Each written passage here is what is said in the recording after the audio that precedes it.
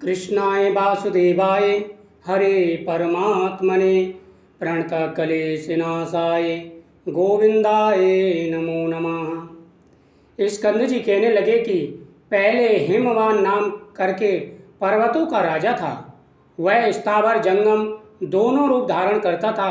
बड़े सुंदर अंग वाली उसकी स्त्री का नाम मेनका था। हिमवान सब सिद्धियों से युक्त होने पर भी संतानहीन होने के कारण अत्यंत दुखी था और संतान के लिए बहुत से व्रत व दानों को भी किया करता था, परंतु संतान का सुख उसे प्राप्त न हुआ। एक दिन उस राजा ने मेनका को बुलाकर कहा कि धिक्कार है, और ऐसा कहकर बार बार विलाप करने लगा। वह कहने लगा कि जो स्त्री रक्त और लावण्य से युक्त होने पर भी संतान से हीन हो, वह स्त्री समस्त लोकों में निंदित और निर्भाग्य यानी भाग्यहीन होती है। हे सुचिस्मते, तुमको देखकर सदा मुझे अधिक समय तक संताप होता है, इसलिए अब मैं तुम्हारा कभी मुख नहीं देखूंगा। पशुओं के समान तुम अपने प्राणों को कैसे धारण करती हो? अपने पति के ऐसे वचन सुनकर जैसे वायु के आघात से केला और वज्र के आघात से पर्वत गिरता है, वह मेनका पृथ्वी पर गिर गई और रोती हुई विलाप करती हुई भगवान विष्णु की शरण में गई। लक्ष्मी जी के प्रार्थना करने पर और सामने नारद ऋषि को देखकर भगवान विष्णु ने नारद जी को मेनका के पास भेजा।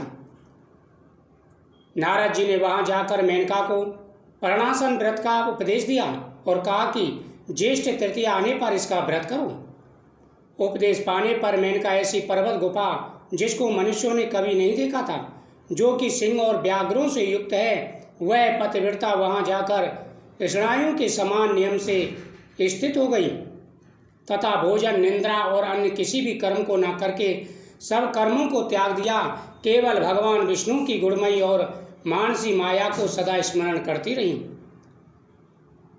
यह सब दुष्कर कर्म ज्येष्ठ मास में हुआ। अनायास ऐसे कठिन व्रत के हो जाने पर उस व्रत के पुण्य प्रभाव से जगतमयी माया प्रकट हो गई। उस माया को देखकर मेनका ने परम भक्ति से उनकी स्तुति की। तब माया ने मेनका को वर मांगने के लिए कहा, तुम्हारे मासुपास व्रत से मैं अति प्रसन्न हूँ। हे मेनका, तुमने बड़ी कठिन तपस्या की और व्रतों को धारण किया। मांगो, तुम्हें क्या चाहिए? तुम्हारी भक्ति के वशीभूत होकर मैं तुमको जो वस्तु नहीं देने लायक होगी वह भी दूंगी। जगदम्बा के ऐसे वचन सुनकर मेनका अति प्रसन्नता से बोली कि हे देवी, यदि आप मुझ पर प्रसन्न हैं तो मेरे आंगन में आप प्रसन्न होकर रहें। जगदम्बा कहने लगी, मैं कन्या होकर रहूंगी।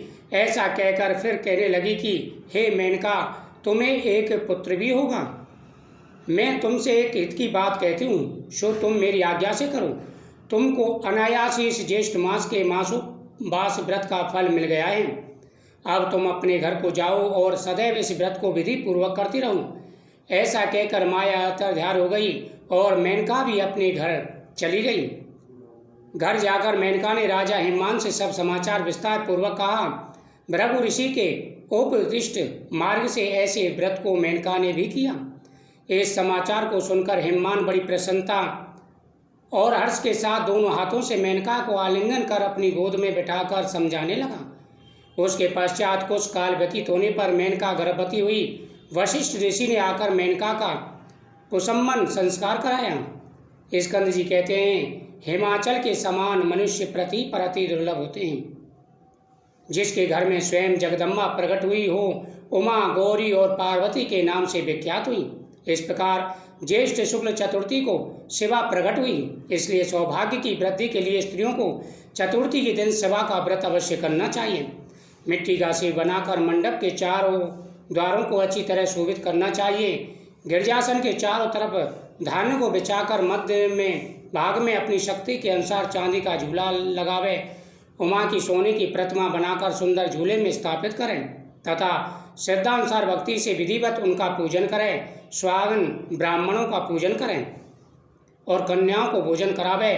अनेक सौभाग्य द्रव्य, माला और चंदन से पूजन करें। गाना बाजा तथा कीर्तन आदि से समय व्यतीत करें, नित्य अवश्यन का भोजन करें और यत्न पूर्वक नित्य कथा सुने।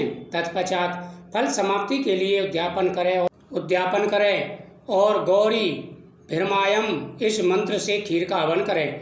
गौरी भीर्मायम इस प्रकार से समस्त कार्य करते समय दूध देने वाली गौ का दान करें। यह स्त्रियों के लिए सौभाग्यदायक गौरी व्रत प्रसिद्ध हुआ। जो स्त्री मोहबस चतुर्थी को भोजन करती है वह जन्म जन्मांतर में दुर्भाग्य को प्राप्त होती है। उस दिन से इस व्रत की